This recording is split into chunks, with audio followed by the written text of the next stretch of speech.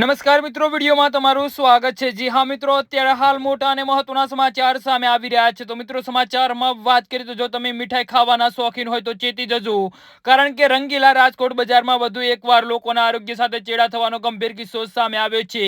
તહેવારોના સમયે રાજકોટમાં લોકો સૌથી વધુ મીઠાઈ આરોગતા હોય છે, ત્યારે શહેરમાં વેચાતી મીઠાઈની ગુણવત્તા પર ફરી એકવાર મોટો પ્રશ્ન ઉભો થયો છે। જી હા મિત્રો, અત્યારે હાલ મોટા અને મહત્વના સમાચાર સામે આવી રહ્યા છે।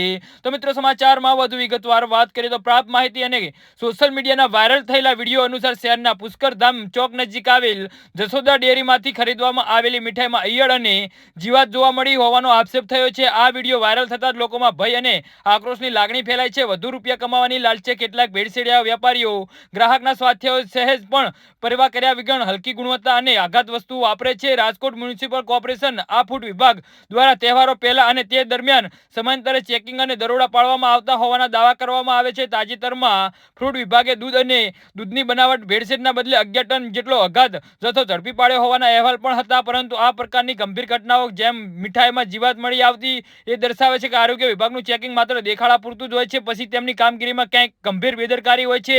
જો નિયમિતપણે સઘન ચેકિંગ થતું હોય તો આ પ્રકારની ગંદકી અને અગાધ વસ્તુઓ બજારમાં પહોંચી જ ન હોય। જી હા મિત્રો, તો આના વિશે તમારું શું કહેવું છે તો નીચે અમારી કમેન્ટ બોક્સમાં જરૂરથી જણાવજો અને અમારી યુટ્યુબ ચેનલને સબસ્ક્રાઇબ